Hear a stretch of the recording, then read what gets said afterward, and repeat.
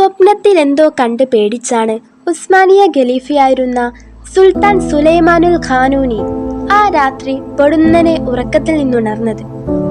ഉടൻ തന്നെ റൂമിന് പുറത്തേക്ക് കാവലിരിക്കുന്ന ആ പാറാവുകാരനെ വിളിച്ച് യാത്രക്കൊരുങ്ങാനും പെട്ടെന്ന് തന്നെ കുതിരയെ തയ്യാറാക്കി നിർത്താനും കൽപ്പിച്ചു. വേഷപ്രച്ഛന്നനായി സഞ്ചരിച്ച് പ്രജകളുടെ പ്രയാസങ്ങളും ക്ഷേമ ഐശ്വര്യങ്ങളും നേരിട്ട് കണ്ടറിഞ്ഞ് വേണ്ടുന്ന പരിഹാരം ചെയ്യൽ അദ്ദേഹത്തിന്റെ ഒരു ശീലമായിരുന്നു. നേരം വെളുക്കുന്നതേയുള്ളൂ. സുൽത്താനും കൂടെ സഹയാത്രികനായി ഒരു പാറാവുകാരനും മാത്രം. അവർ തെരുവിലെത്തി. അപ്പോഴുണ്ട് മാർക്കറ്റിന്റെ ഒരറ്റത്ത് ഒരു മനുഷ്യജടം. കാണുന്നവരൊക്കെ പുച്ഛഭാവത്തിൽ നടന്നകലുന്നു.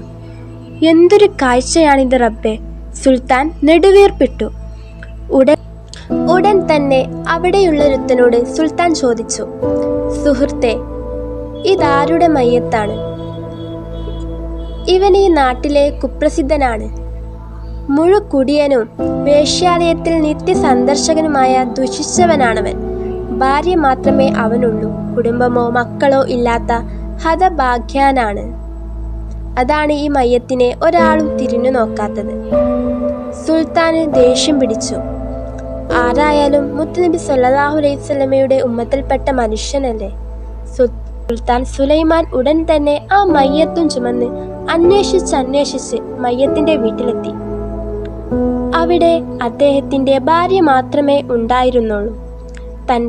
തന്റെ പ്രിയതമന്റെ ചേതനയേറ്റ ശരീരം കണ്ട മാത്രയിൽ ആ സ്ത്രീ പൊട്ടിക്കരയാൻ തുടങ്ങി. മുന്നിൽ നിൽക്കുന്നത് രാജ്യം ഭരിക്കുന്ന ഖലീഫയാണെന്നാരും അറിയുന്നില്ലല്ലോ. നീ എന്തിനാ പെണ്ണെ കരയുന്നേ? നിന്റെ ഈ ഭർത്താവ് സമീപിക്കാത്ത വേശ്യയോ കുടിക്കാത്ത കള്ളോ ഈ നാട്ടിലുണ്ടോ? സുൽത്താൻ ചോദിച്ചു. അവിടെ കൂടിയവരെല്ലാം അമ്പരപ്പിച്ചുകൊണ്ട് ആ സ്ത്രീ മറുപടി പറഞ്ഞു തുടങ്ങി. എൻ്റെ ഭർത്താവ് ഭൗതിക പരിത്യാഗിയും ആരാധനകൾ അധികരിപ്പിക്കുന്നവനും ആയിരുന്നു. പക്ഷേ അദ്ദേഹത്തിന് മക്കളുണ്ടായിരുന്നില്ല. ഒരു കുഞ്ഞിക്കാലി കാണാനുള്ള അതിയായ ആഗ്രഹം അദ്ദേഹത്തിനുണ്ടായിരുന്നു.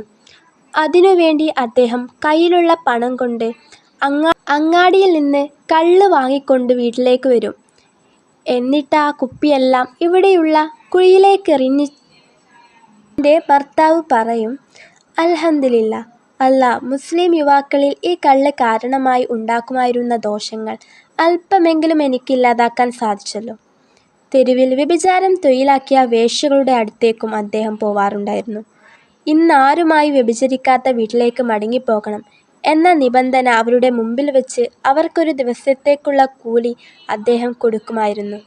എന്നിട്ട് പറയും, അൽഹംദുലില്ലാ, ഈ സ്ത്രീയുടെയും ഇവരെ സമീപിക്കുന്നവരുടെയും തെറ്റ് ഇന്നേക്കെങ്കിലും എനിക്ക് ഇല്ലാതാക്കാനായല്ലോ. സത്യാവസ്ഥ എനിക്കറിയാമായിരുന്നെങ്കിലും ഈ പ്രവൃത്തിയിൽ നിന്ന് അദ്ദേഹത്തെ വിലക്കാൻ ഞാൻ ആവുന്നതും ശ്രമിച്ചിരുന്നു. അവസാനം ഞാൻ അദ്ദേഹത്തോട് പറഞ്ഞു, ജനങ്ങളെല്ലാം നിങ്ങളുടെ ബാഹ്യപ്രവൃത്തി കണ്ട് വിലയിരുത്തുന്നുണ്ട്. നിങ്ങൾ മരിച്ചാൽ നിങ്ങളെ കുളിപ്പിക്കാനോ നിസ്കരിക്കാനോ മറമാടാനോ ഒരാൾ പോലും തുനിയില്ല. എൻ്റെ ഈ വാക്ക് കേട്ട് അദ്ദേഹം പൊട്ടിച്ചിരിച്ചുകൊണ്ട് എന്നോട് പറഞ്ഞു, മോളെ, എൻ്റെ മയ്യത്ത് നിസ്കാരം നിർവഹിക്കുന്നത് സുൽത്താൻ സുലൈമാനും അദ്ദേഹത്തിൻ്റെ മന്ത്രിമാരും എല്ലാം ആലിമീങ്ങളും ഈ രാജ്യത്തെ എല്ലാ മുസ്ലിങ്ങളുമായിരിക്കും. ഈ വിവരണം കേട്ട് സുൽത്താൻ പൊട്ടിക്കരഞ്ഞു. വല്ലാഹ്, സുൽത്താൻ സുലൈമാനാണ്. ഇദ്ദേഹം പറഞ്ഞത് സത്യമാണ്. അല്ലാഹു ആണ് സത്യം. ഞാനാണ് ഈ മയ്യത്തിനെ കുളിപ്പിക്കുന്നതും മറമാടുന്നതും. ഉടൻ തന്നെ സുൽത്താൻ തൻ്റെ ആർമിയോടൊപ്പം എല്ലാ പ്രജകളോടും നിസ്കാരത്തിൽ പങ്കെടുക്കാൻ കൽപ്പിച്ചു. ഉസ്മാനിയ ഖലീഫമാരെ മാത്രം മറവ് ചെയ്യുന്ന ഖബറുസ്ഥാനിൽ ആ മയ്യത്തിനെ മറമാടാനും ഉത്തരവിട്ടു. ചരിത്രം പറയുന്നു, തുർക്കിയിൽ അന്നേ വരെ നടന്നതിൽ ഏറ്റവും വലിയ ജനാസ നിസ്കാരം ആ വ്യക്തിയുടേതായിരുന്നത്രേ. ബാഹ്യപ്രവർത്തനം കണ്ട് നാം ആരെയും വിലയിരുത്തരുത്.